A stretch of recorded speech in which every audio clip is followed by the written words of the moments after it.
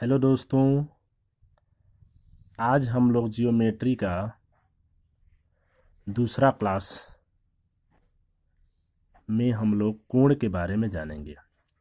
पहला क्लास में हम लोग जाने थे बिंदु, रेखा, किरण, रेखाखंड, ये सब के बारे में जाने थे।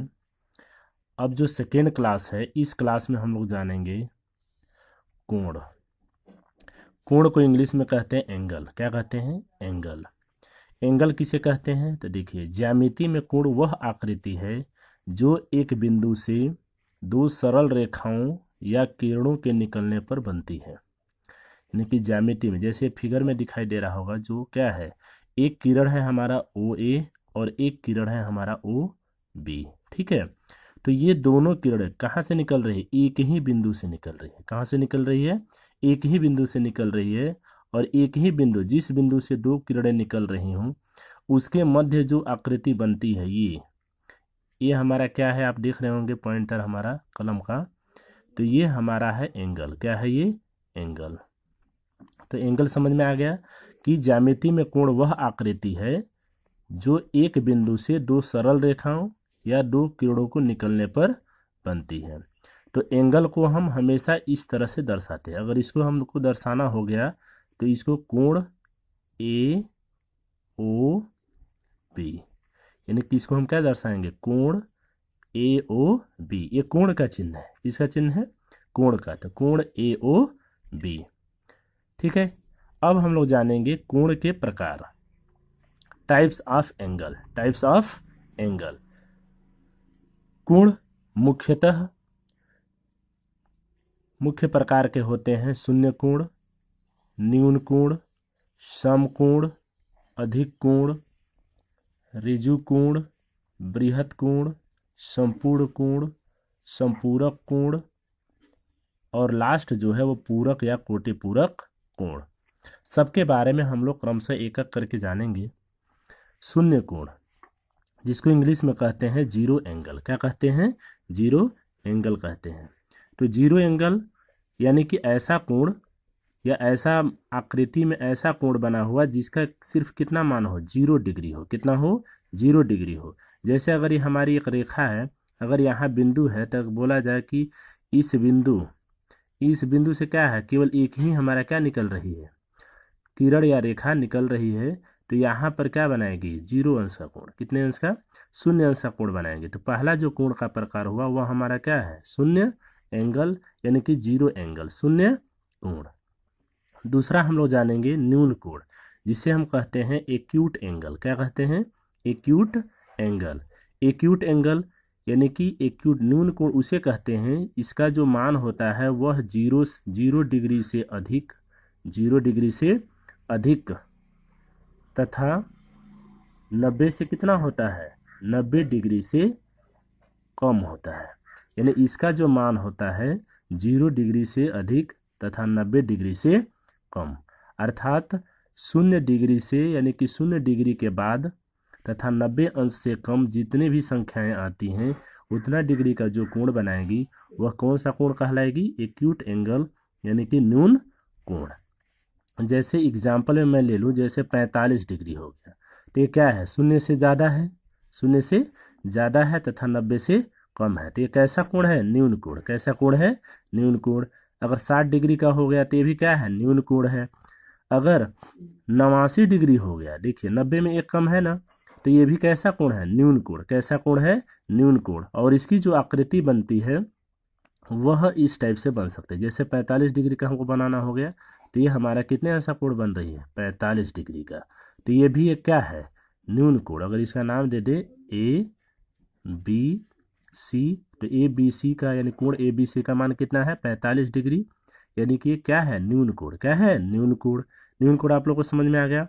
अब आगे हम लोग पढ़ेंगे समकोण। क्या पढ़ेंगे? समकोण। समकोण को क्या कहते हैं? Right angle. क्या कहते हैं? Right angle. इसका जो मान होता है सिर्फ 90 डिग्री का। कितने डिग्री का? 90 डिग्री का। यानी कि ऐसा कोण जिसका मान सिर्फ कितने डिग्री हो? 90 डिग्री हो, क्या कहलाता है? समकोण, यानी कि राइट एंगल कहलाता है। इसकी जो आकृति बनती है वह इस टाइप से बनती है। यानी ये कितने अंश का कोण बना रही है? 90 डिग्री का, यानी कि 90 अंश का कोण बना रही है। तो ये क्या है हमारा कोण 90 अंश का कोण बना रही है, तो ये कोण क्या कहलाएगी, समकोण यानी कि राइट एंगल। ये क्लियर हो गया। अब हम लोग जानेंगे अधिक कोण। क्या जानेंगे, अधिक कोण, जिसे हम ऑब्ट्यूस को एंगल कहते हैं। क्या कहते हैं, ऑब्ट्यूस एंगल कहते हैं। ऑब्ट्यूस एंगल जो है वह 90 डिग्री से ज़्यादा, 90 डिग्री से ज़्यादा तथा 180 से क्या होती है, कम, 180 से कम। ये क्या दर्शा रही है कि 90 से ज़्यादा तथा 180 से कम की जो संख्याएं आती हैं और उस संख्या के अंतर्गत जो कोण बनेगा वो क्या कहलाएगा, ऑब्ट्यूस एंगल यानी कि अधिक कोण। 90 अंश से अधिक तथा 180 अंश से कम। जैसे अगर मान लीजिए 91 डिग्री हो गया तो ये कौन सा कोण होगा, अधिक कोण, ऑब्ट्यूस एंगल। और यदि मान लीजिए 120 डिग्री का हो गया तो ये कितने अंश का कोण हो जाएगा, हमारा अधिक कोण हो जाएगा, 120 डिग्री। अगर मान लीजिए 150 डिग्री हो गया, ये भी क्या है, हमारा अधिक कोण हो गया। ठीक है। और यदि मान लीजिए 180 यानी कि 179 हो, क्या हो, 179 हो, तो ये भी क्या है, हमारा ऑब्ट्यूस एंगल यानी कि 180 से क्या है, ये कम है। इसकी जो आकृति बनती है 90 अंश से ज़्यादा, 90 तो ऐसे बनेगी, इससे अगर ज़्यादा बन रही है, अगर ये मान लीजिए 120 अंश का कोण बन रहा है तो ये क्या है, हमारा अधिक कोण। क्या है, अधिक कोण। अब आगे हम लोग जानेंगे रिजु कोण। क्या जानेंगे, रिजु कोण। रिजु कोण को हम कहते हैं स्ट्रेट एंगल। क्या कहते हैं, स्ट्रेट एंगल। स्ट्रेट एंगल जो होता है, स्ट्रेट एंगल, क्या, स्ट्रेट एंगल, रिजु कोण। तो रिजु कोण क्या करेंगे, यानी रिजु कोण जो होता है सिर्फ 180 डिग्री का होता है, यानी कि ऐसा कोण जिसका मान सिर्फ 180 डिग्री हो वह कौन सा कोण कहलाएगा, रिजु कोण, जिसे हम क्या कहते हैं, स्ट्रेट एंगल कहते हैं। इसका जो आकृति होता है, जैसे एक बिंदु है तो एक किरण इधर निकल रही है और एक किरण इधर निकल रही है, तो ये दोनों यानी इस बिंदु के बीच जो कोण बन रहा है, कितने अंश का कोण बन रहा है, 180 अंश का। कितने अंश का, 180 अंश का, यानी 180, 180 डिग्री का। तो ऐसा कोण जिसका मान 180 अंश हो क्या कहलाता है, स्ट्रेट एंगल अर्थात रिजु कोण। अब आगे हम लोग जानेंगे बृहत कोण। क्या जानेंगे, बृहत कोण, जिसे हम कहते हैं रिफ्लेक्स एंगल। क्या कहते हैं, रिफ्लेक्स एंगल। इसका जो मान होता है 180 डिग्री से ज़्यादा तथा 360 से कम, 360 डिग्री से कम होता है। यानी कि बृहत कोण का मान, यानी बृहत कोण उसे कहते हैं जिसका मान 180 अंश से ज़्यादा हो तथा 360 अंश से कम हो, तो ऐसे कोण को हम कहते हैं बृहत कोण अर्थात रिफ्लेक्स एंगल कहते हैं। इसका अगर एग्जाम्पल ले लिया जाए तो जैसे मान लीजिए 181 डिग्री हो गया तो 180 अंश से ज़्यादा है, ठीक है। और यदि मान लीजिए 200 डिग्री का हो गया, 250 का हो गया, 300 डिग्री का हो गया, ये सब क्या है, बृहत कोण। क्या है, बृहत कोण। 359 डिग्री का हो गया, ये भी क्या है, बृहत कोण। इसका जो होता है, इसका चित्र इस टाइप से बनेगा, जैसे ये बिंदु है, एक किरण इधर निकल रही है तो एक किरण जो है यानी कि नीचे की ओर, यानी कि ये देखिए 180 अंश से ऐसे कुछ इस टाइप से बनेगी। तो ये कोण कितने अंश का बन रही है, मतलब ये 180 अंश से ज़्यादा बन रही है। अगर मान लीजिए ए एंगल हमारा 220 डिग्री का हो तो ये क्या है, बृहत कोण। क्या है, बृहत कोण। क्या कहलाएगी, ये रिफ्लेक्स एंगल। अब आगे हम लोग जानेंगे संपूर्ण कोण, जिसे हम कहते हैं कंप्लीट एंगल। क्या कहते हैं, कंप्लीट एंगल।